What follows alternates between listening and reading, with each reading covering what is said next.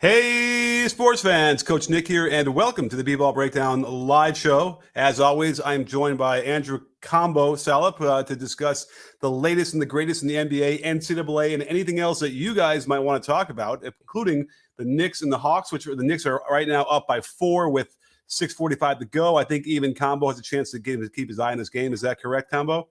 Yes, sir, it is. I'm watching it right now. Knicks are up by 4, All right. 6:34 left. We're And are here. we all synced? Did you just see the turnover on a long court pass down to Mitchell Robinson? Yeah, Trey's dribbling right now, but isn't that always happening? So we don't really know It's what. hard to tell which play Mr. Robinson's going to get thrown out of bounds, but that one was the one happened just now. But it doesn't matter; they're still up by 4 in a very contentious game. I'm wondering. I didn't get a chance to watch much before. Did you hear any of the F Trey Young chants before while they're in the Garden?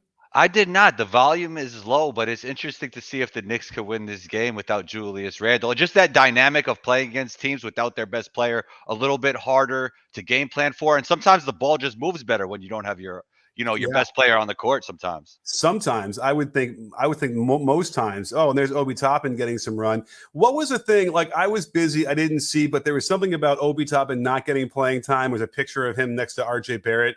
Did you happen to see this the other game and how people were upset about it? I did not see that at all, but Tibbs is doing a bad job of not playing the youth.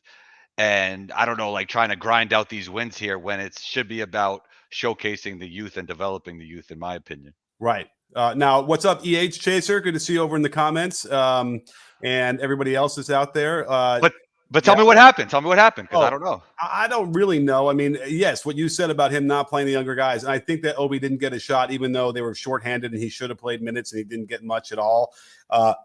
We know this. This is not a surprise. We know that Tibbs never wants to play young guys. He wants to grind it out because he thinks that's going to give him the best chance to win games in March or whatever in February. But meanwhile, it's like, where are you going with this team? This team deserves to probably, get a higher draft pick by having a worse record, right? And that's where they should be at this point. Let me just look at the standings. I can't remember now where they are. The Knicks currently are, oh my God, out of the play-in. So and they're not going to make the play-in. So it's like, what are we doing here? Play all the young guys 30 minutes of the game, minimum, all of them. No, I agree 100%. And even in the short term, like I don't even think they're that much better playing some of their veteran players, to be totally honest. Yeah, and I love some of them, but like it does at this point. Like Taj Gibson, love the guy. He's a great teammate, hard worker, but like he's the kind of guy who I would much rather give those minutes to somebody else who's a second-year player right now who can set some screens, be energy, all the things he does anyway, and develop have more development to go in his future. So. Tibbs isn't going to change. He's going to get fired is the question. Yeah, I think that will happen. Yeah. I think it's also related to the players' feelings toward him, right?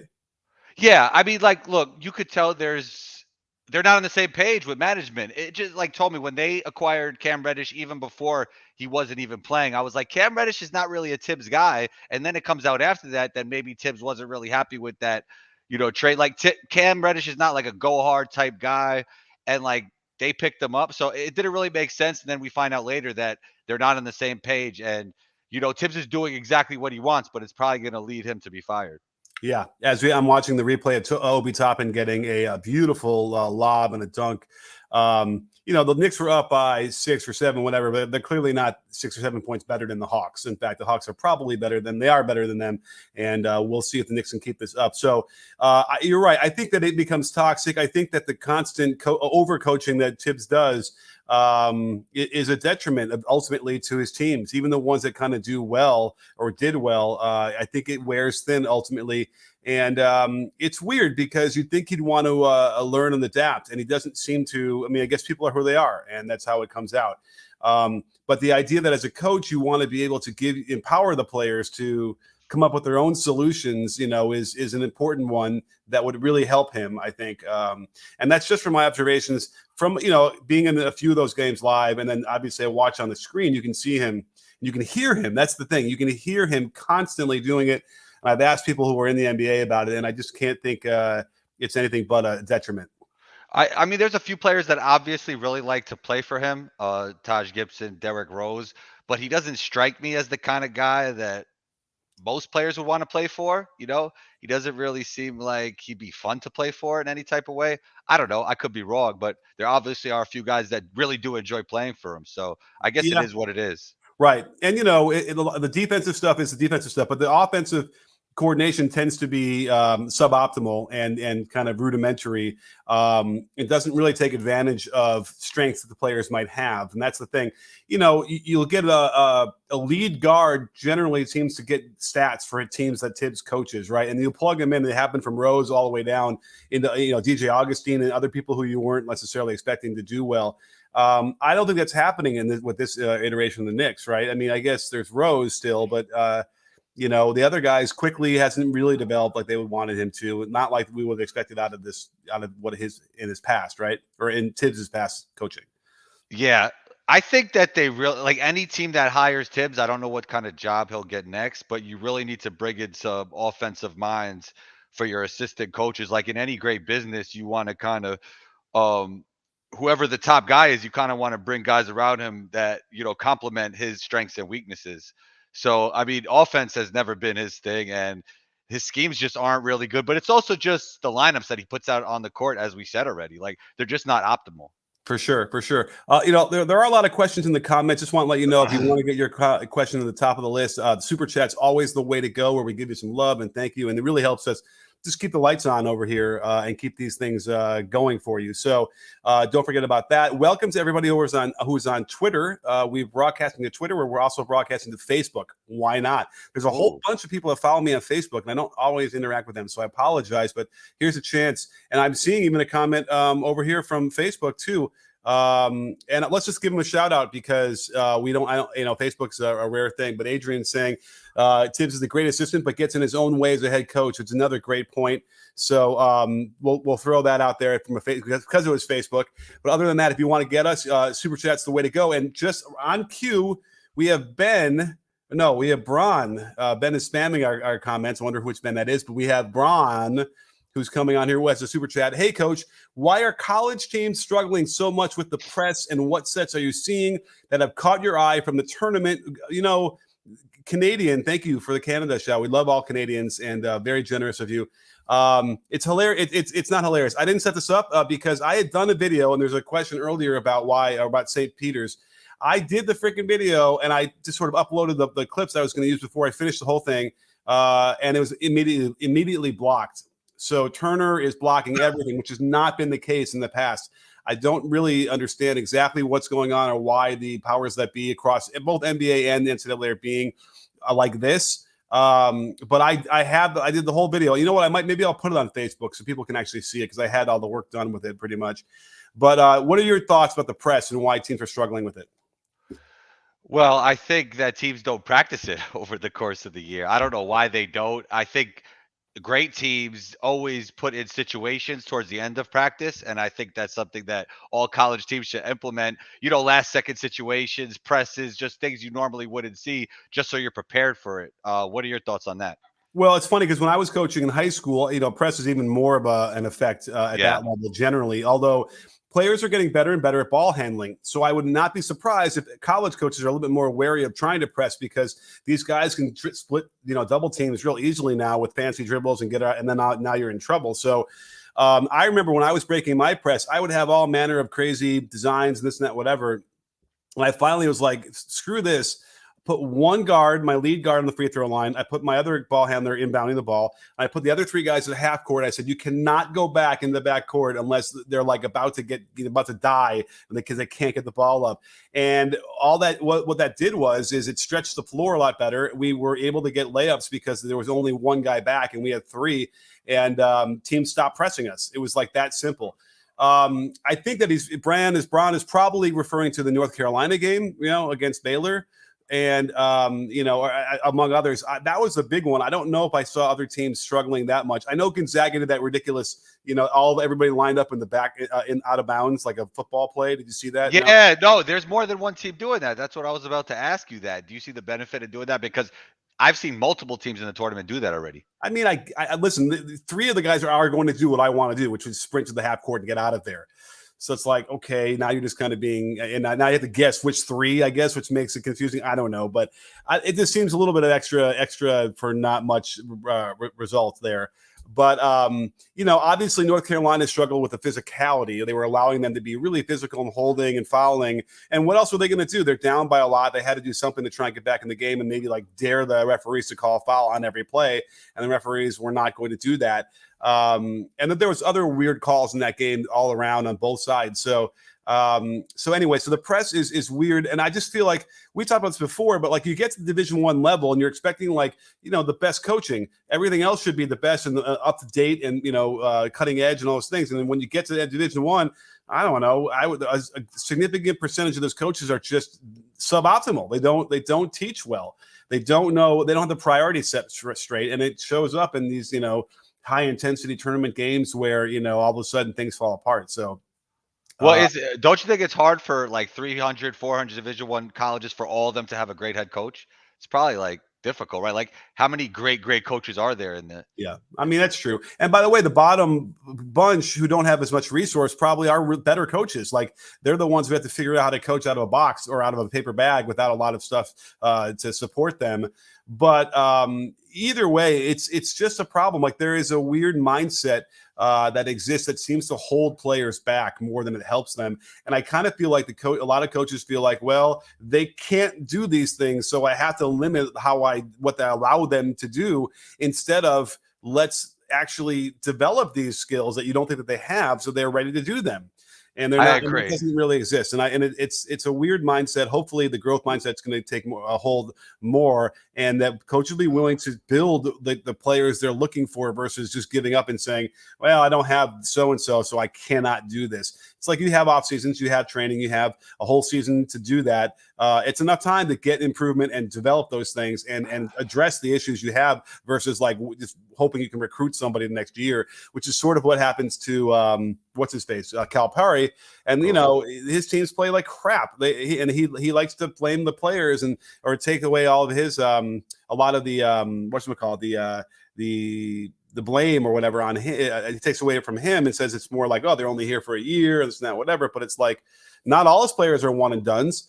And he doesn't take the advantages he could as a coach in those games to support his players better. So let's talk about sets that we're seeing that caught my eye. St. Peter's is probably the one that really caught my eye for terrific out of bounds or terrific half court sets. They run primarily Princeton and they do it really, really well. And when you combine the modern ball handling and shooting skills with the old Princeton, you get some really fun stuff. What have you seen? Yeah, I think they're spreading everybody out. They're catching people on the back door. And you said the word modern. Like, yeah, that's not a modern offense, but they're kind of doing it in a modern way, shooting the three ball, quick hitting. And Calipari, I mean, with that personnel, it's kind of hard to run modern offense. Some of the offense is offense that other teams around the country are running, but it does seem like a little outdated. I mean, you see him with his pre-pandemic suit on. You see Coach Holloway at his good, his sweatsuit. It's like everything about it looked like one team was a modern basketball team and the other team wasn't, in my opinion. And it's just great to see a New York City guy doing well at those press conferences. I love them because it shows that New York City mentality that I'm really familiar with. So it's just great to see him doing well. And he outcoached Coach Cal, not only in that game, but over the course of the year, because I think a lot of times that people don't realize when a coach outcoaches another coach is that it takes time. It's just not about that night. Like the work is probably already done at that point.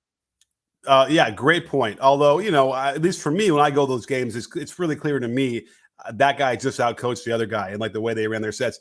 The beauty of the Princeton, though, what they've done is, so in the Chin series, for instance, when you go guard to guard and the first guard cuts back door on a back screen from the center at the elbow, that center would never go set a ball screen typically in the Pete Carril Princeton offense, but now he does. So they've upgraded it and they've realized, and by the way, that's a great way. If you set a back screen on a cutting guard, then your man's probably going to step towards the cutter a little bit. And then when you go to the ball screen, he's now behind the action and not in a position to properly defend the pick and roll. So it's actually a great way to add modern pick and roll with like the old, Princeton offense. So they did it terrifically. He completely outcoached Cal and did it again in the second game as well. So I'll see if I can't post that video like on Facebook, and no one will take it down there or something. You should post clips on Instagram, maybe on IG Reels or something. I should do that too. Also, but here's the other thing I'm doing is, I have this community over at the there's an assist app from Lucio that you can do all the animated drawings. It's really, really cool.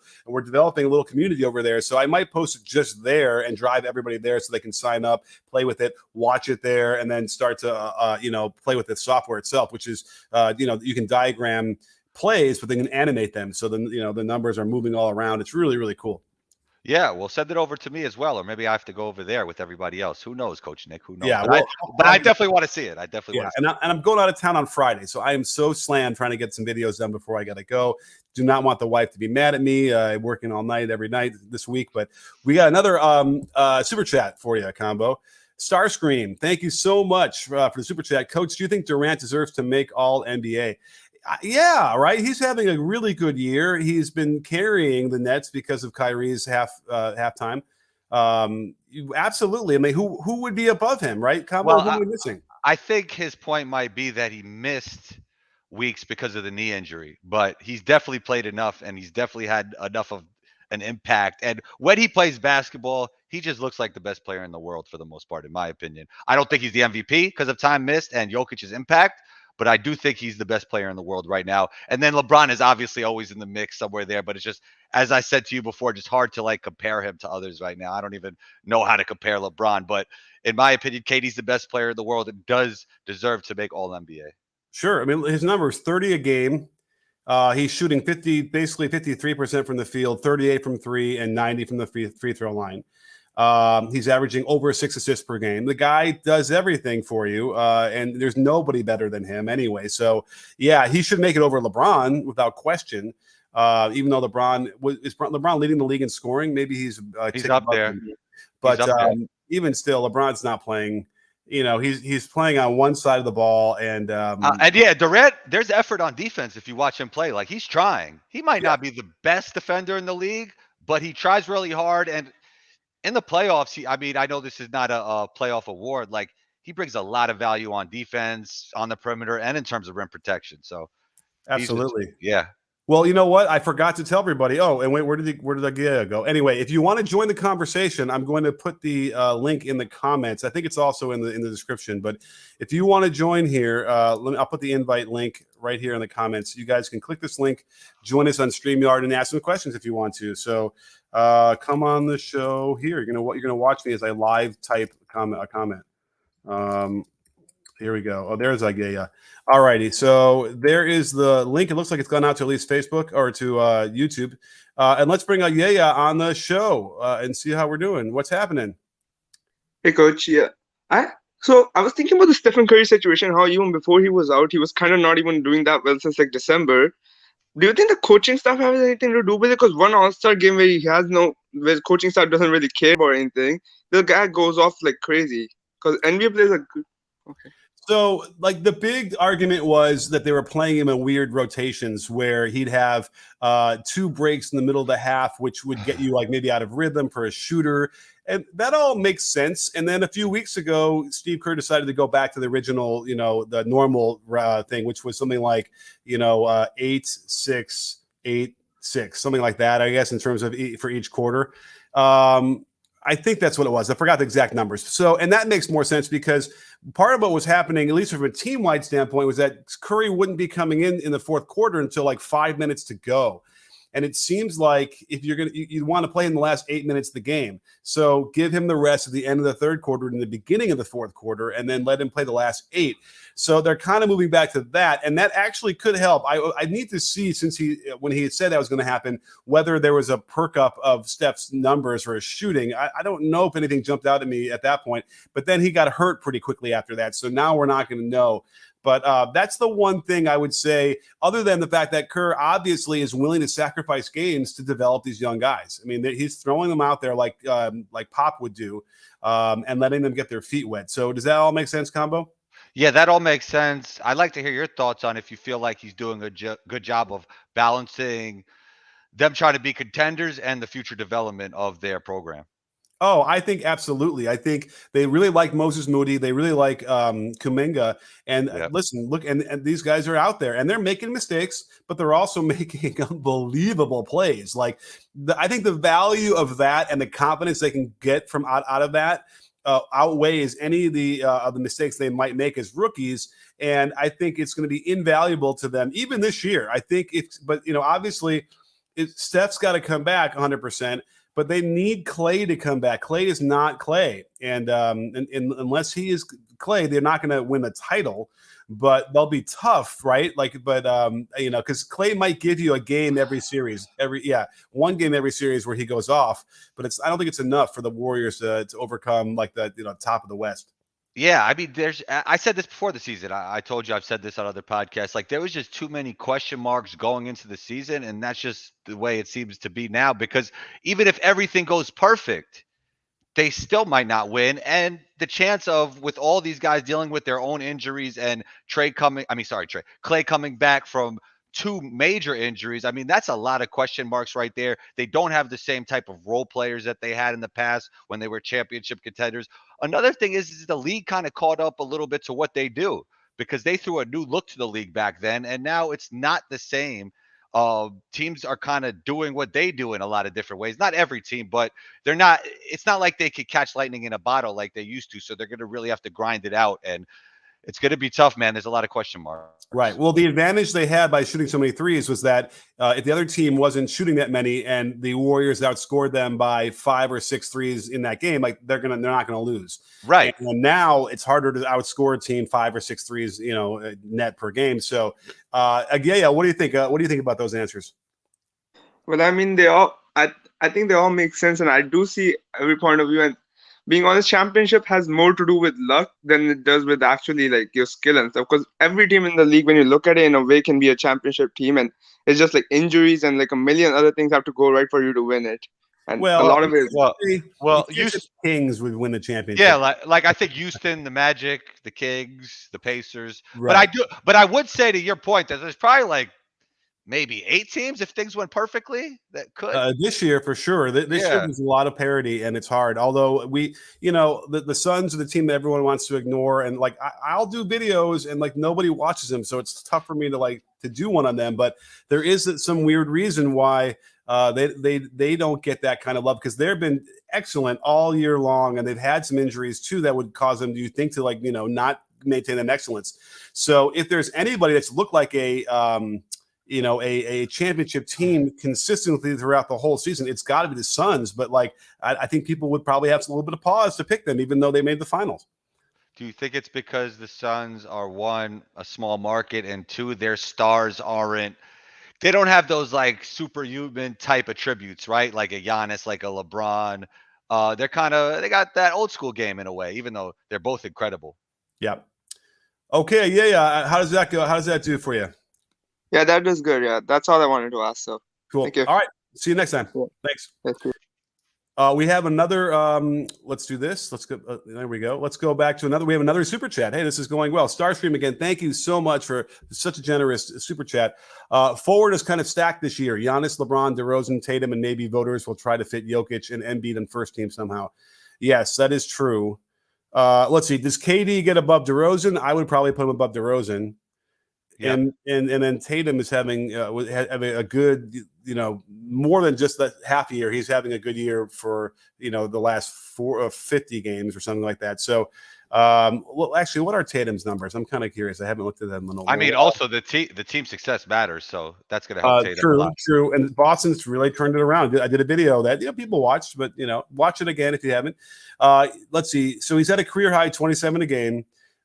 He's only at 35% 3, which is low for him. He's normally 38 for his career. It's not terrible with the volume he's shooting at, right? It's almost 9 a game, 35%. Yeah, it's not terrible, but I would think it'd be better. But obviously, he's adding 1 or 2 or 1 a game. That's a really tough one to make. I would bet that second half of the season that went up. I didn't look at the numbers because it seems like, just from the eye test of me watching them play, that he's taking more spot up threes. Oh, is that right? Okay. From the eye test. I mean, can you split that up and find that out for me? I can kind of do it right now. Let me do the advanced filters right now. So Celtics. What's happened? Let's do it from what the mid January till now. I don't know. Let's see what that looks like. Let's see if combo is proved right. All right, so run it. So over the last, Jason Tatum over his last 30 games played, he's shooting 37.5%, 9 attempts. So it's ticked up. It is a little bit more than it was. So that's a good call. So anyway, so it is stacked. But wait, the Tatum's numbers though are 27. He's shooting 447 from the field, which is considerably lower than like what Durant is at, and then 8 rebounds and 4.3 assists, which is also a little bit lower than Durant's output. So I would put KD above him if I had to, just because of the output. But either way, I think KD's better, so I would put him up there. But great call on that star stream. We have Eli wants to come on the show. Here we go, Eli. What's happening? Hey, Coach. How you doing? Good. I wanted to ask you about without the All NBA team. Just in terms of the teams, do you think that the Jazz are any better or worse? They're definitely in a better spot, like standing-wise, just because the West is weaker. Do you think that there's any way that they could make a deep run in the playoffs, maybe come out of the West? No, I think they lose in the first round. I don't know. I don't like watching them play. I really don't, and I can't almost even figure out why. Quinn Snyder is a terrific coach. They tend to get a lot of good ball movement and spacing. Defensively, I had to check if they were not as good this year as they've been, I think, in the past. I think, but you're right. They're fourth in the conference, in a jumbled up Western Conference, which is not as good as it's been in the past. But I just feel empty. And the combo, can you help me figure out what I'm trying to say here with the Jazz? Is it just the roster just not good enough? Or I mean, listen, missing that superstar. Rudy Gobert is they have stars, not superstars. I think Rudy Gobert is part of it. I just think that the way he's just not good enough offensively, I think, for such an important role he has in that team. So I think that's part of it. I think maybe Donovan Mitchell sometimes isn't as consistent as I would like him to be, which makes me feel like, can he be that guy that gets, the lead guard all the way to the finals? Mike Conley, I used to love. I just don't like his fit. I never really liked it. Jordan Clarkson is a guy who I don't think I would want to rely on in the playoffs at all. And I like Jordan, and he does really well a lot of the time, but he's proved me right more often on the playoff settings. So, the list, I guess, is growing. What my issues are. Does anything resonate with you? Me or combo? Well, Eli, you. Oh, no.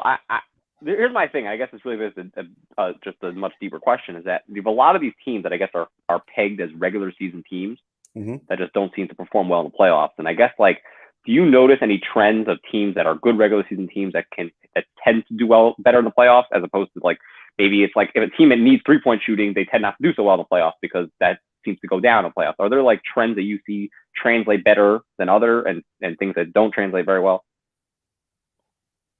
Combo, do you have any ideas?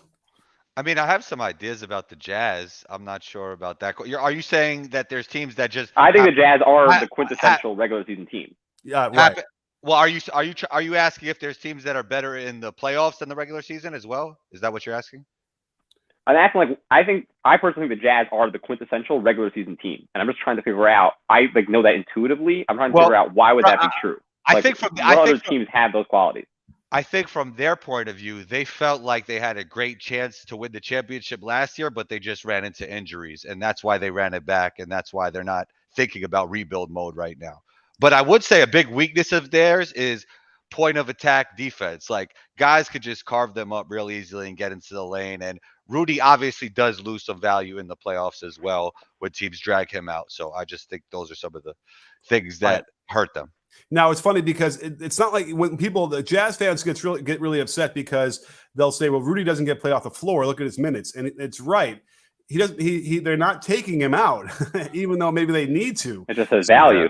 Yeah. So he's getting those minutes. But and again, on the other end, you can't have a deficit at every position as much as they do, even though obviously there are other centers who don't have a lot of skills either that do well, but it tends to be because the other players are so much better. So here's the thing about the regular season teams that might do suboptimally in the regular season and all of a sudden do well in the playoffs.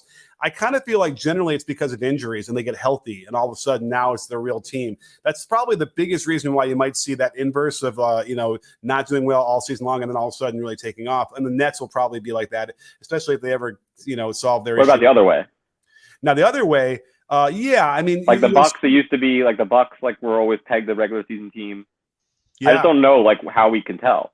Well, I mean, the Bucks to me, and again, I still couldn't quite figure out exactly what happened with them in the playoffs because they got all the way, but like they leave so many 3-point shooters open, and to me that was always the reason. Like you once you get to the conference semifinals or the finals, it's like the conference finals, you're going to play against teams that really have guys that are going to take advantage of that and really burn you. And that was happening for a lot of the time. And then Giannis was struggling with his free throws and he couldn't shoot from the outside. So that's a big issue too, which is why like even, the Sixers with like Simmons could also be a thing where it's like, this is going to hold them back because you can play so far off him and gum up the works for everybody else. I would probably, so the question is it one of those things where like they really hustle on defense a lot, right? And they're really doing all that. And in the regular season, that really works. But then when everybody picks that up, all of a sudden it's even then. And now what do you have? So the argument could very well be then what do you have is the offense. Like you got to be able to bring it. I know you have to be top 10 on defense to get to the finals as well for defensive rating. But if you don't have an offense that can really, get you buckets on the road in a tough playoff game, then I don't see how you win. And by the way, that's why the Bucks did is because they had Middleton. And they lost. Do you think there's something to the fact that you need like this one-on-one scorer, that the playoffs just become a one-on-one game for whatever reason? I don't know why it has to be that way, but Donovan is a one-on-one scorer. But like he's not. I don't know about the Jazz necessarily, but like this idea that like there's never going to be like another 2014 Spurs team. Like there's never going to like you just need a there will. There'll be another team like that for sure, just because it's impossible. But I think that's where the league is going towards, like less heliocentric offense and more team basketball. Like we see the Memphis plays really well, even when Ja wasn't even there, just with a lot of good depth and a lot of good players and not a lot of. Do you see a championship team like that? Yeah, or I do. You need the playoffs to be a one-on-one. You need a Durant. You need a. You don't. I mean, it really obviously it helps, but it really helps you when the shot clock is going down and end of game situations. I mean, there's no doubt, but I do think we're slightly going away from that type of player and that type of basketball. But I don't only I kind of think that, but also I do feel like we that happens at the end of these games and the end of quarters anyway all the time. So it's almost like they are going away from it generally, but then specifically in those moments, which are the moments that you need to score to win a title. That's when that happens. But I as a coach, I'll always have faith in the fact that you can run a good set and get a good shot, or that's what you should be able to do that. And coaches, or teams have that ability. In the NCAA tournament, we're not seeing that as much either. Or we're seeing guys like, I think it was Carolina on the last play on a timeout coming into the regulation against Baylor. Like it was the craziest thing where Hubert Davis had this long timeout and they come out and you had three or four guys having no idea what the play was. And it's like, what do you? And if they tried to make a play, and then it ended up being like a pick and roll, a bad shot, and they went to overtime. I think that was, if I'm not mistaken, that was the sequence. So it's almost like, what are we doing here anyway? Like on that level too. Like, how did you drop a play, spend all that time, and then they don't even know what side it's supposed to be run to? Now, and the NBA doesn't happen that like that generally, but the reason why it doesn't happen like that is because they really make it simple. Hey, you have the ball, you're on top, go win the game, which is what got me in such hot water with the Bucks fans, because I kind of said that, I don't know how you can be an MVP of the league and not have that role on your team. And, the Middleton is that guy for the Bucks, not Giannis. And Giannis has won 2 MVPs. It's a little bit strange. So anyhow, Eli, I don't know. Can we get anywhere closer to answering that question? Good enough. All right. I'll see you guys. All right. Thanks, man. Later. All right. We got some more people who want to come on the show just like that. Let's bring in, who was first? Eric or John? Let's just go with, we'll go alphabetical. Sorry. Eric. Hello. Hey, what's up? Not much. How's it going, I guess? I mean, I'm depressed because stuff is hurt, but Eric, hang on for 1 second. I feel bad, but we have a super chat which needs to supersede everything. So maybe you can weigh in on this one too. So thank you so much. Next level with the next level super chat. Thank you. Very, very generous of you. Wow. And the question is Andrew Wiggins versus Jonathan Kuminga since February 1st. Wiggins, 16 games. Oh my goodness, I have to do all the stats. Wiggins is 32 minutes, 14 points a game, 4.9 rebounds, 41.2% field goal, 34% three-point percentage.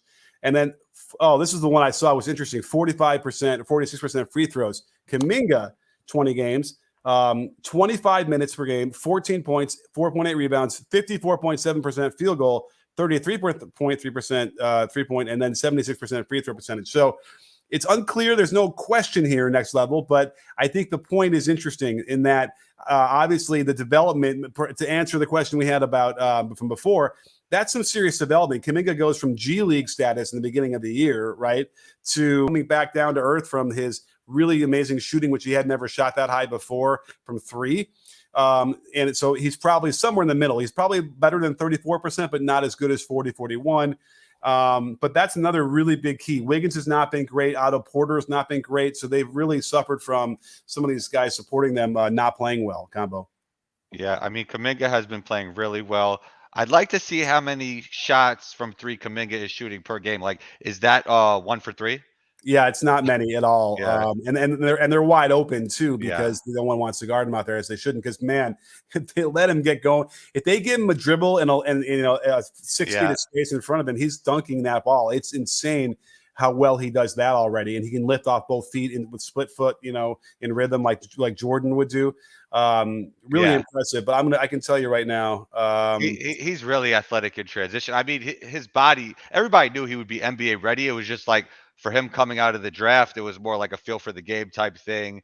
And Warriors nailed it with that pick. And I've talked about this before, how the Warriors, there was a lot of negative stuff about Kuminga coming into the draft, and then the Warriors didn't pay attention to the noise, and they drafted who they thought they should, and it's been working out really well. They made 2 really good draft picks with Moody and him. Yeah, and then bringing GP the second in instead of Avery Bradley, or they flipped those guys out, and that became a huge difference for them too. GP being injured as well does not help them at all. So they're just dealing with serious injuries that really need to be fixed. So next level, great point there. And then I don't know what Coach Kerr is going to end up doing. He's got a lot of options here, but he's got to get these guys on the working well. But thank you. Let's get to Eric. What's up? What do you want to talk about, Eric? Actually, I was literally about to talk about Wiggins and Kuminga. So that was perfect super chat, actually. Perfect. Wow.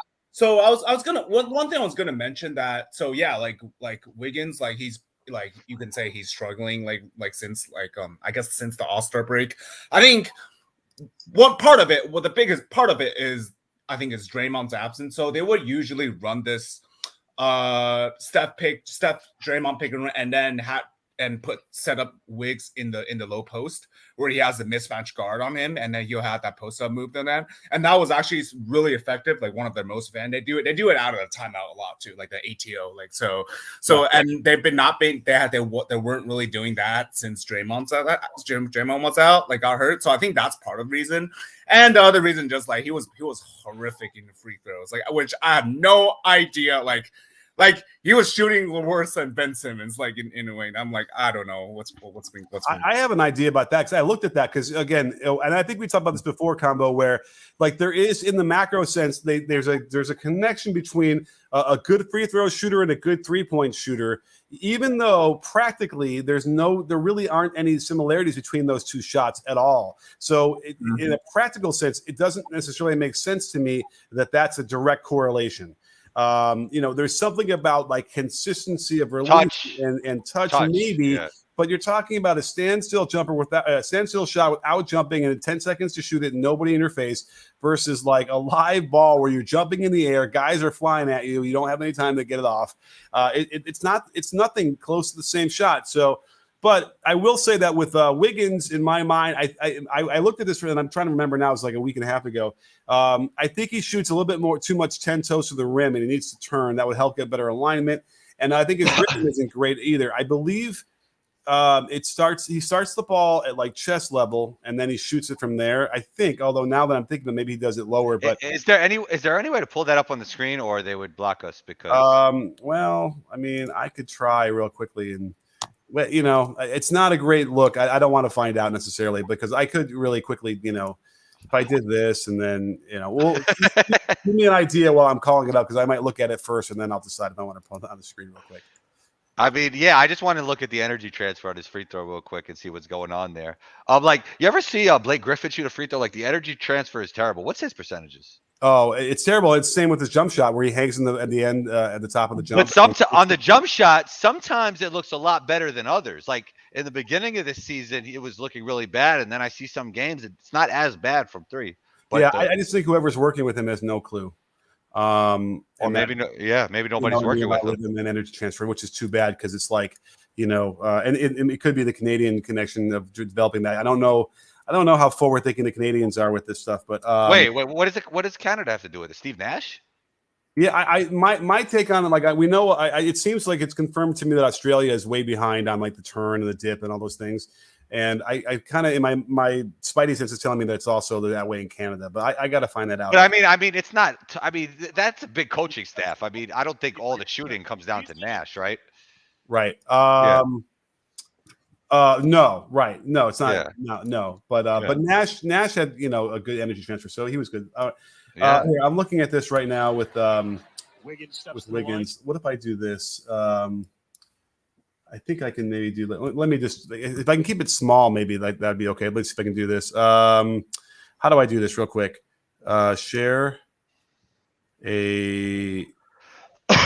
Stop that. Let me just share the screen. Let's see if this will work. If I do this. Okay. So can you see this? 63% this season. Yeah, I didn't see the beginning of it. Yeah, there we go. Steps to the line. Just that wasn't me. Yeah. Okay, here we go. Yeah, that's not good. It's not bad though. I don't know. It's bad because the ball stops. A little bit, but I like that he bends his knees before he raises his. Kind of, you're right. It's segmented. It's segmented. So energy transfer is all about. Let's say if you remove the player and believe you could just see the ball, right? If the ball keeps on going in one direction, that's good energy transfer. If the ball stops or goes back or goes in a different direction and does it, and there's no inertia, that's bad energy transfer. And it seems like that ball is stopping and going back a little bit. Yeah, I hear you. Yeah, and there is that notion because the set point is like almost the side of his head a little bit maybe as well. But I mean, so there's some pieces that I like, and he's never had that problem before, right? I don't remember him ever struggling like this. So there's obviously a crisis going on with him in the mental aspect of it, and he's going to have to figure this out. I can see let me go. He brings it. He brings it back. He brings it back, and I mean, you're not going to get the energy from your feet, your legs, your core if you bring it back like that. Like I don't mind late wrist extension where a lot of times you'll see the old school coaches will say get this wrist back as early as possible when all the good shooters tend to be bringing it back on the way up and then shoot it, which is almost part of that rhythm. He looks like it's so late that like it doesn't get flexed back until already top here, and then he's still trying to get it there while he's shooting. I don't know. There's something funky a little bit with that, but anyway. So Eric, I don't know if you're expecting that kind of detail in an answer about Wiggins' free throw shooting. I guess, I guess that makes sense. But again, it's weird. What's worth doing is doing a deep dive into what he was doing the years before that when he was shooting. I bet he was shooting set in the 70s, right? Minimum. Coach Nick, do you think sometimes we almost get too nerdy? Like we get too much into our answers? No, I don't think anybody can. You can never get too nerdy. He's a 72% free throw shooter. How about that for he's been decent for most of the years. But not great. He's had seasons where he's been terrible. 64 and then under 70, 67. So, he had 67 for the partial year with the Golden State Warriors when he first got there. But, so he's had stretches where he's really struggled. And he's going to have to fix that because you don't want to have him on the line in the playoff game dealing with that. So, well, listen, Eric, I got somebody else who wants to come on that's been waiting very patiently. So, thank you so much for coming on. I really appreciate it. Of course. Thank you, Coach. All right, next time. All right. John. Sorry, John. Let's bring him in here. Hey, Coach Nick. How you doing? Thanks so much for waiting. I appreciate it. Yeah, no problem. I had to have time to kill. Awesome. So, well, let's kill it. Yeah. So if I strongly believe if the Bucks will go up against the Nets this time around, I don't see the Bucks coming out on top. I don't see it. I mean Brook Lopez last time, right? Like Kevin Durant's foot, man. Oh man. Man, I don't want to hear that excuse, man. Kevin Durant knows his foot size. He should know better. I mean, that was what it is. I mean, I think now since Kevin Durant got a Curry in the lineup, he has a better chance to win now. Oh, okay. I like the way you're thinking. You know what's crazy? I never thought about that he's playing with another Curry. Like I obviously knew Curry was there, but I never thought about that duo. Yeah. Yeah. I wonder whether he's talking trash about his brother. I would say though that I mean Ben is having some serious back issues. It seems like, and we don't know how many games Kyrie could actually play. Well, Right. we do. We know he could play away games. So I mean those are going to be big factors. But KD is playing at an MVP level, like definitely. So Yeah. I think when you have him playing like that, anything could definitely happen. Right. Nah, but he's sorry. playing like he was playing like that last season and he lost. So now that he got a Curry, I think he has a better chance to win. Yeah, Okay, I mean, okay. obviously, here the key here is Kyrie. They got to have Kyrie the whole time. That you can't play just the away games with him and hope to win a series. I just don't see how that's going to work. But Curry, first round series, but nothing. I can't believe they would go farther than that. but Seth does show up in the playoffs. He's not Joe Harris out there. He's a 3-level scorer. He is. I agree. There are better for that, and yeah. So the Nets should be. It could be if they're full strength. Yes, for sure. I would have no problem saying they could beat the Bucks, who are not playing like up to their standards. I think the Bucks are a confusing team to me. I don't know. I never really quite could grasp the championship. But I don't give the Nets a shot at all. If Seth Curry's not healthy, if Seth Curry don't come into the playoffs healthy, they're done. They're done. Oh yeah, For the Warriors, absolutely, yeah. Steph is obviously the biggest key of them all, and then but they got to get Clay back. Clay's got to get back to being more like Clay, the old Clay, and that's another key. But it could just be it might be a fun season where they get to the second round and they kind of peter out, and then Kuminga and Moody get like all manner of experience and really like come in next year empowered and ready to go, and then they're better. Iguodala probably retires, and then maybe they get they upgrade. I don't see them petering out in the second round because they got three. It's a 3 Splash Brothers now. Yeah, you got Seth, you got Steph, Clay, and Jordan Poole. That's pretty bad. And the lineup I want to see more of, which they can't get healthy, is Steph, Clay, Poole, Draymond at the 5, and then you can do any one Wiggins of Wiggins or Kuminga. Yeah. And so all of a sudden, I mean, obviously when Wiggins was shooting 40% from 3, that's the lineup where you can really just spread the floor. But if Wiggins is not doing then you try any manner of Kuminga. You could go ultra small and try like Gary Payton. But again, you can't do that unless Draymond's healthy, which it's unclear that he's 100% anyway, and then the other guys too. So it's rough. It's rough. I hope we don't get the situation where we're not going to be able to see them because they're not going to get healthy enough before the playoffs, which is reminding me of it wasn't last year, right, Combo, but maybe the year before we had all the injuries and it just kind of decimated the whole feeling of the season. That the year before when Steph broke his hand and that whole season was a wash. Right. Wait. So that was the Lakers won, right? Yeah, that was when was when the Bucks won. Yeah, because it was after the bubble. Right. The bubble. All right. So it was okay. So that and people thought like, oh, was it because of the bubble? They missed so many months and then they came back too quick, and then Right. So that was last year. Yeah. I mean, I think some of it was happening in the bubble, right? And then it led to like the next year, and then Hold on. When Steph broke his hand, that was actually the bubble year. That's when the Lakers won. That was right. Because you remember Steph came back for that one game against Toronto. They lost that game, and then the pandemic hit. Right. And then that was the bubble ring for the Lakers. So then they came back for the bubble, and so the bubble had it too. But I think let's see. Wait, what is time? So remind me, we had the bubble in the Lakers, and then we had the Bucks. Then we had after the bubble with the Lakers, it was the Milwaukee Bucks. That's when we had the full season again. And that was last year. The Lakers got eliminated in the first round. God, it honestly feels like there was another year in there somewhere that we were forgetting, but I guess not. No. Okay. Anyway, but and there was like some games with no fans, and there was some games with fans, and it was like filtering in over the course of the year. Yeah. We got to get back to normal, and I don't know if we ever will, unfortunately. But you know what I really don't like, Coach. I really don't like the playing tournament. Oh, interesting. I don't like two people. I don't like it. It's basically you're incentivized. You're given an incentive for for poor play throughout the entire year, and then you could just make it up where you could win 1 or 2 games to make up for your poor season and sneak into the playoffs. That's not right. For the Well, other teams that were committed all year and legitimately earned those spots. Well, that's true. Although they're trying to make it a little bit more interesting, right? So, like in the bottom there, and maybe trying to get teams to not tank as much. And if that's the goal, it kind of feels like they've succeeded, right? It puts more teams in the. It puts more teams in the mix. Yeah, and then Right. less teams trying to tank. And I think that was obviously the whole point of this thing. And I think if that's the point, I feel like they've been able to do that. I mean, if you look at them, who's tanking right now? The Rockets, and the Thunder, and Magic. And the Pistons, I don't know, man. They're playing all their guys. Although Blazers are trying to tank. yeah. You know what? So maybe it hasn't changed. There's still a solid 5 teams.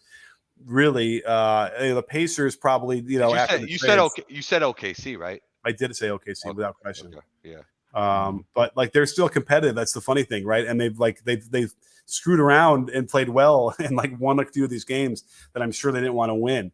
Because there's a way to do that, right? You could play your guys, and then when it comes down to like the beginning of the fourth quarter or the fourth quarter, you can massage those minutes a little bit so that you played hard, you were a tough team to play against, and then you lose. Like that's how you do it. Versus what a lot of other teams were doing, which was like it was obvious they were benching guys, they were putting guys on injured reserve, and that kind of stuff or whatever, and like and just completely eliminating the good part of the game where they could at least be competitive. So it's a feeling like they fixed that a little bit, but who knows? Looking at the reality, maybe it hasn't been fixed at all. But right now, I would say like right now, as the Western Conference current really stands right now, I say the West is wide open right now, completely wide open. Completely. So how many teams do you think have a chance to get to the NBA Finals out of the West? I truly believe any one of them can make it. I actually I'll say anyone except for Utah. I don't believe in Utah. What about the Clippers? You think the Clippers can make it?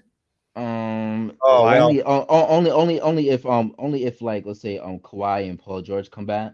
Yeah, but or even if one of those comes back, maybe. Yeah, or one of them come back. So all right, okay. There's reports that Kawhi is playing a little bit, like 2-on-2, 3-on-3. Yeah, but he's out for the season though. That report came out. He's out. They're not gonna risk it. Oh really? No, I don't think that came out definitively. No, but he's not gonna risk it. Like with knowing Kawhi's history, he's not gonna risk it. Oh well, if Kawhi feels that he can miss the whole season, then come back for the playoffs and win a championship, I think he feels strong. I think he would come back. But his pain tolerance isn't like that. Like it's not like the good old days with the Toronto Raptors. It's different this time. All right. I mean, we'll see. Well, you never know. But if, then maybe. Right. And then Paul George, we know, is out, I think, for the whole season. So yeah, there's a couple teams. There's a bunch of teams. I think there's probably like the 4 teams in the West that I would feel confident saying they all have like a legitimate shot at getting to the NBA Finals. But I don't know who else I can put in that list. I couldn't put Minnesota in there. Denver. Now Denver might get healthy, right? I was hearing some stuff, but I haven't heard something recently. You mean like Jamal Murray might come back? Right? Wasn't I hearing that, or am I crazy? Yeah. Yeah. There's a chance. And Michael Porter Jr., like maybe, but maybe not. I don't see Michael Porter Jr. It's a back injury. That's just too tricky.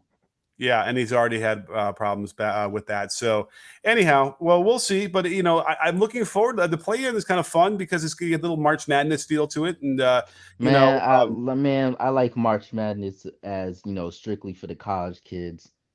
Yeah, I don't like it for the NBA. All right. Well, we'll see. And by the way, I'm sure they're staring at it too to figure out if they want to continue doing it as well. But Daryl Morey said, I think on Colin Cowherd's podcast, that it should be a one and done in the playoffs for the NBA. That would be the best. Oh wow, the whole thing. Best possible product. Oh yeah, but that's not enough. There's you lose $1 billion. He feels that they could generate so much money on those games that they can make it up because they'll be so important. Fascinating. All right, I'm up for anything. Hey, we'll see. But I mean, he's an interesting thinker. So I don't know if I don't know if he's right or wrong, but it's interesting. Right. Well, John, thanks so much for coming on the show. I appreciate it. Yeah, no problem. All right, next time. See you next time. All right. EH Chaser, we got another super chat. My goodness, thank you so much. Again, what do you think of Curry, Poole, Clay, Draymond, and Wiggins lineup? That's the one I mentioned. I guess maybe this is right when I said it. No, this is a minute ago. Plenty of shooting in space for lack of size, or should they go with Kuminga instead of Poole? Tough decisions for Kerr. No, I think that's the lineup of death that they're going to the small ball lineup of death that they used to run out back in the day. Looks a little different without KD though, right? It looks different without KD. But remember, before KD, it was Harrison Barnes, and they would run, Draymond to center, the original, lineup of death. So I think that would kill. You can't play it for a ton of minutes, but then again, we saw Kerr start teams that were really small with Draymond at center too in the playoffs. So yes, look for that. If they get all healthy again, that's the key. That's the one. Now Wiggins is the wild card. You can replace Wiggins and still do okay. I think in some of those small ball lineups with. I mean, Gary Payton, like Kuminga can kind of play big. Gary Payton can probably play a little big if they need him to. So those are the other guys they might be able to throw in there. So that for sure, I'm looking really forward to that. So good call. Moody, you could throw in there, right? Who? Moody. Moody is probably 6'3", right? Oh, I think he's a little bit bigger than that. I could be wrong. I mean, if only we had a way of finding this out. Moses Moody, and by the way, Yeah. Moses. So I gotta love Moses Moody. Moses Moody is listed. Oh, you're right. He's listed at 6'6". Who knew? Yeah. He doesn't seem that tall, but okay. Yeah.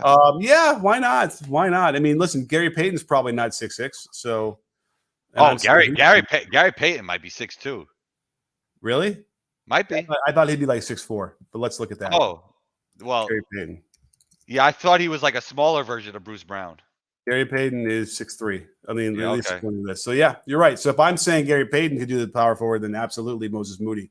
Yeah. I mean, Gary Payton does have some like unique skill sets that allow him to play like the big at times, kind of like a Bruce Brown. Like he could catch lobs and stuff like that. So he is an interesting player. Yeah. Well, I want to give a big shout out to everybody over on the Facebook side who's watching this. It looks like we got some people over there and they're commenting. Great to see that. The Twitter side, I don't know idea where that is or who's watching that or how you watch it, but hey, thank you for being part of that conversation too. And then certainly YouTube is the robust audience we've always had. But combo, I don't know. It looks like, look at that. The Knicks took the lead again. The Knicks had fallen down in the third quarter by, I don't know, 7 or 8, I think. And we had this shot of Spike Lee looking so despondent, like he just wanted to walk out, get off there and leave. And now the Knicks are taking a 3-point lead, which Trae Young just cut to 1 at the end of the third. So fascinating. I guess we're going to get a good game here. It looks like it going into this fourth quarter. Yeah. Do you like Trae Young? Do I like Trae Young? Yeah. That's a loaded question. I think he's spectacular as a player for a player that his size that could put up the numbers that he can. I don't think there isn't too many players in the world that could do that. I do feel like he's one of those guys that might not orchestrate offense as well as like maybe like a Ja Morant or a Darius Garland. I think sometimes like he hunts the assist and doesn't always put players in the right position, but he is fantastic. He's like box office. Like, he's box office. He's spectacular. Like it's just to do what he does at his size is just amazing in terms of like the numbers he could put up. Yeah, I mean, I think I feel the same way. Although the way his vision is terrific, and the dimes he throws are incredible too. And they got to the conference finals that last year, so it's like they've proven they can get deep in the playoffs with him running that position. So it's a weird situation why they've regressed so much this year. But we got one person who wants to come on the show. What do you think? Last person before we wrap up. All right, let's do it. Chris, we got to bring Chris on here. What's up, Chris?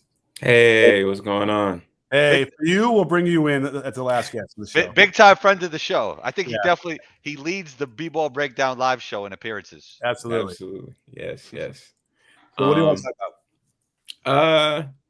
I'm down to talk about anything. I don't have anything specific, really. he just wanted to come hang out. Yeah, basically. Okay, I got something because we were supposed to talk about this, Coach Nick. What? How are we feeling about Chet Holmgren? Ooh. Okay. I don't feel great about him, man. I'm sorry. I know he's got skills, but he just is so freaking awkward. And here's the thing. You saw him against who did they play this weekend? I watched one of the games. Memphis or Memphis. Memphis. Jalen Durant. You could see him like people leveraging him out of the lane where he like couldn't hold his ground and stay, you know, and keep his position because he's like so tall. Like the other guys could root him out, and like he looked like he struggled a little bit with extra athletic ability. Of course, he did block shots, and so he was able to on the other end affect the game that way. But I don't know. Like I always look at these games in the NCAA tournament to see, like, okay, when you're going up against like the kind of athletes you're going to see in the NBA, that's when you're really going to find out what these guys can do. And I just remembered seeing enough plays where I'm like, he's not ready. I don't think he's ready. I do think he has the highest potential in this draft, just from what he does on the defensive end. As you mentioned, he's a really good passer, really good feel for the game. I think he's going to be a good shooter. And once he adds that strength, I think just everything opens up for him. I think he has untapped athletic potential. I also think he'll never play with a player like Timmy again. I do think okay. Well, we got about Timmy too then. Yeah. Oh, definitely, because he's a certified bucket. What he did in the second half was incredible. But he's not going to play. Everything runs through Timmy. Everything runs through Timmy. And in the NBA, he's just not going to play with a player like that. Like the player he's playing with will be more like maybe like a Jared Allen, like Evan Mobley plays with, that he could throw lobs to, that could get out the way when he needs him to, you know. And I do like that Chet is really tough. Like you look at his frame, he looks skinny, but he definitely doesn't lack toughness. And I disagree with you, Coach Nick. I think he's going to be really, really good, and he should be the #1 pick. Chris? I actually have to go back and rewatch it because I feel like I still miss some stuff, but it doesn't really help that Gonzaga, their conference games, they don't really play against those type of athletes. So when they do play a Memphis or those type, like they didn't get to play Baylor last year, or was it the year before? That's why they beat them in the Final Four leading up to it, because their game got canceled due to COVID. So like not being able to play against those type of teams, it kind of shows their weakness. I don't know if it's really a weakness or they're just not really used to playing those type of athletes. But Chet, he definitely is awkward. Like when you look at him, it's just, how is this going to work? But some of the plays, I don't know if it's just him flopping, trying to get calls, or is he really like being physically like outmatched? Some plays he is, but some of them, they kind of look like flops. But the one thing that is good is that he doesn't really back down. I guess you can kind of say, like he's not afraid of contact. He's not afraid of getting physical and stuff like that. So as long as you have that type of mentality, that's good. And you can always gain like basketball strength. Like Kyrie isn't big or thick or whatever, however you want to describe it, but he has really good core, strong basketball strength.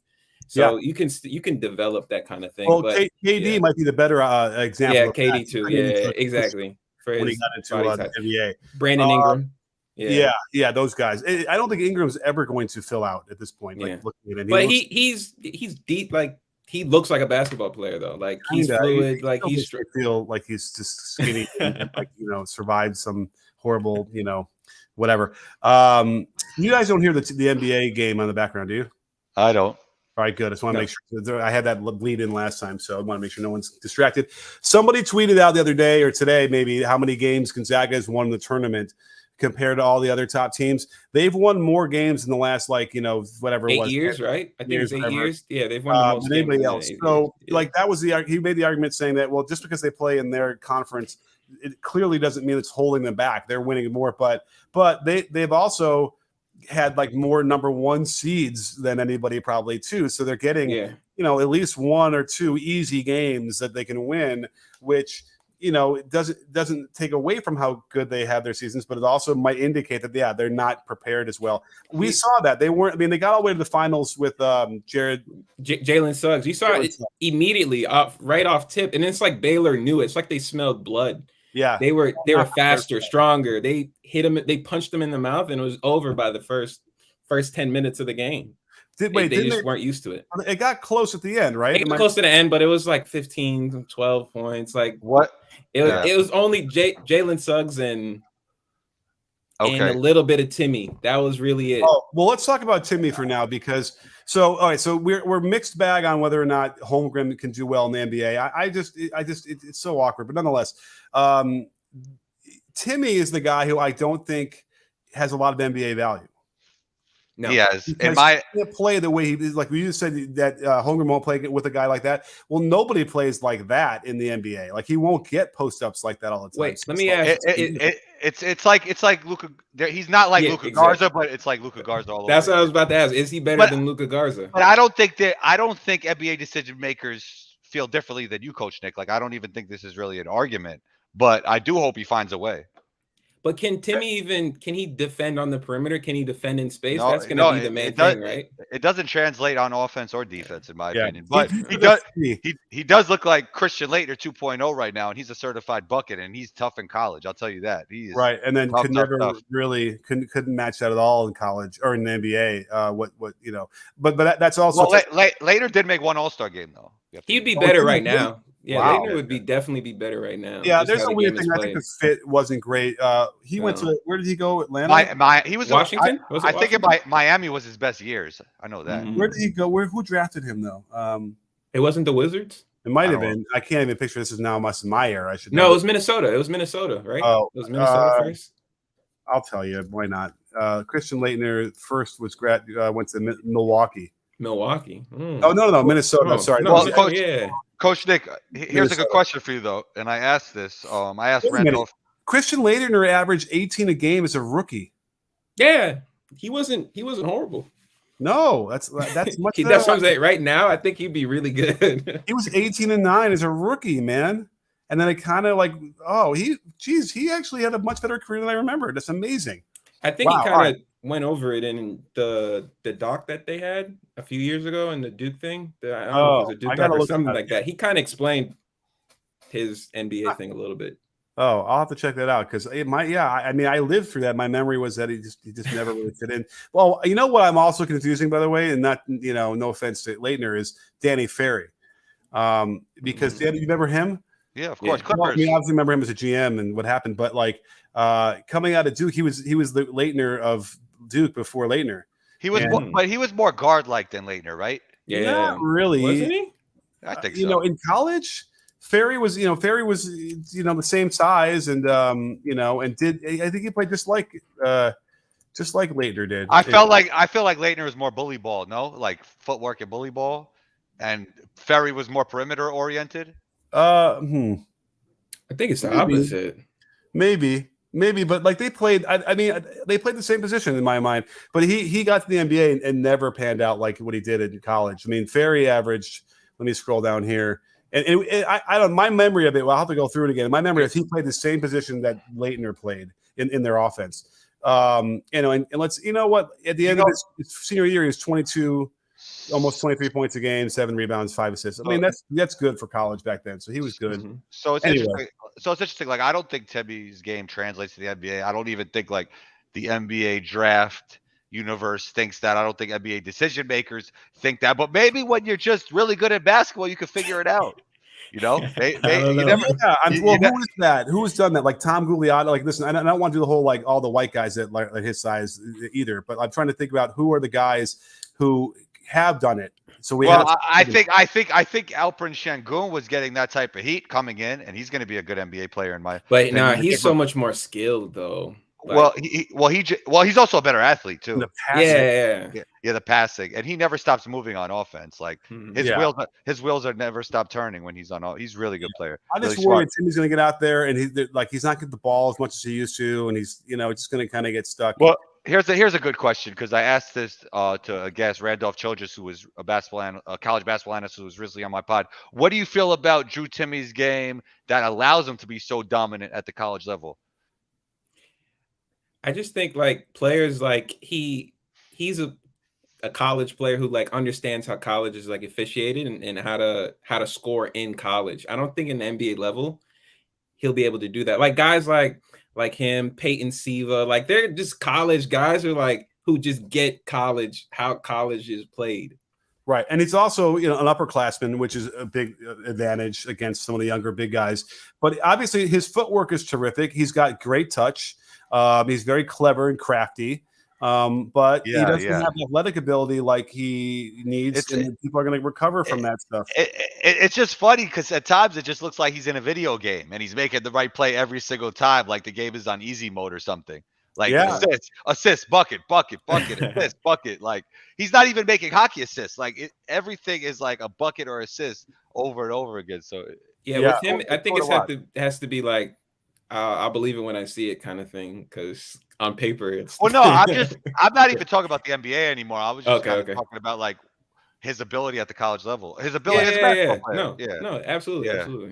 Yeah. What so about? We'll see. I don't think that. Yeah, I don't think he's. I mean, maybe he gets drafted in the first round at the end, maybe. But he's also, they always stigmatize players who played 3 years in college, and he might have been able to get a higher draft pick if he. I have a theory about that though. Like, if you play more than 3 or 4 years, you should be drafted in the first round if you can dribble, pass, and shoot. Like, look at Malcolm Brogdon. Look at who's the other 4-year? Draymond Green. Like, these players that who can do that and led their team to whatever. Josh Hart. Like, these guys who can do these type of things, dribble, pass, and shoot. At least a late round pick, because they've shown time and time and again that they're pretty. Desmond Bain. Like, well, here's the thing. Here's the other. I'll add to that. So, if you play for 4 years and you're going to get drafted, you're going to be the end of the first round generally, right? Because there's just attached to that. Who drafts at the end of the first round? the good teams. Yeah. Who are the guys who are drafting? These 4-year players who can help right away. Now. Yeah. So you're now being able to plug a good team can plug in a good player and then continue to be really good, even though the draft is supposed to help the bad teams get better quickly. They end up getting all the projects where they have to wait a few years. So it's a weird, confluence here where they're kind of like butting heads against each other, these two concepts. And it happens a lot. We're like, that's where the Warriors get these kind of players sometimes, although the Warriors didn't draft. Well, let's see. Moody. I think they draft 6 and 8, right? Yeah. This year? Well, the past year. No, not 6. That's 6 and 8, if I'm not mistaken. Yeah. So anyway, there's an anomaly, but even still, normally when they're going to draft at the end of the first round, they can pick a guy up who is going to really help them right away. So, yes. So that's what we were talking about. The Knicks update is someone who was asking. They're up by 7 now with under 8 minutes to go in the fourth quarter. So, and there's Daniel quickly is getting some not crunch time minutes, but some fourth quarter minutes.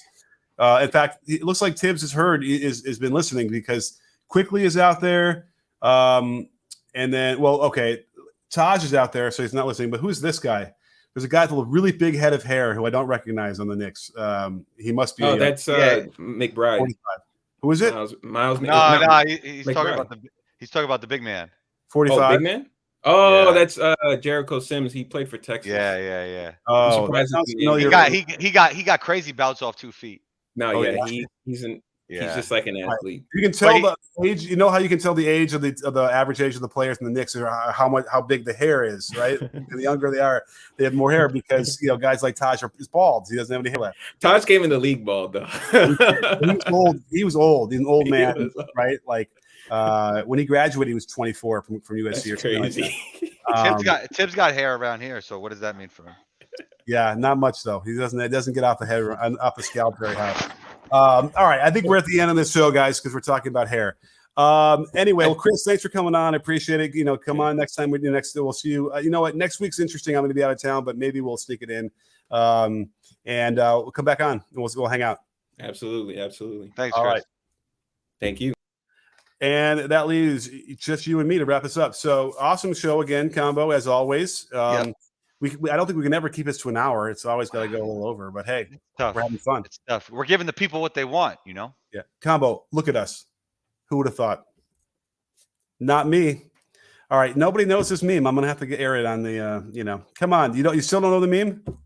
No, I don't know the meme, Coach Nick. Sorry, I didn't do my research from last episode. Right, I'm gonna send it to you. I'm gonna send you the Paul Rudd meme. All right. Anyway, let's watch the rest at the end of the Knicks game on our own, and we'll come back and we'll talk about it next week or whatever, and we'll go from there. But again, thank you, Combo, for being on the show. You want to plug anything while we're here? Combo's Core Podcast. We just dropped episode 350. Yeah. Whoa. Yeah. How often do you do them? For the most part, twice a week, and you could actually catch Coach Nick on episode 349. So go check that out. Yeah, go check that one out. And amazing stuff. And that's okay. So Combo Score. Then they can find you on Twitter at Combo. Twitter Combos Court, Instagram 12 Combo. I'm pretty active on Instagram. ONETWOCOMBO. We're gonna get Coach Nick to post more on Instagram too. We got to get that done. I know. I'm gonna get somebody to do it for me or something, but we'll figure it out. All right. Anyway, great stuff, guys. Thank you all for coming. Thank you all for all the really generous Super chats, really, really great this time. And again, that's the best way to get us. Get the comments at the top of the list. So don't forget, sports fans, at P-Ball Breakdown, we're not a channel, we're a conversation. You in? Are you in, Combo? I'm in.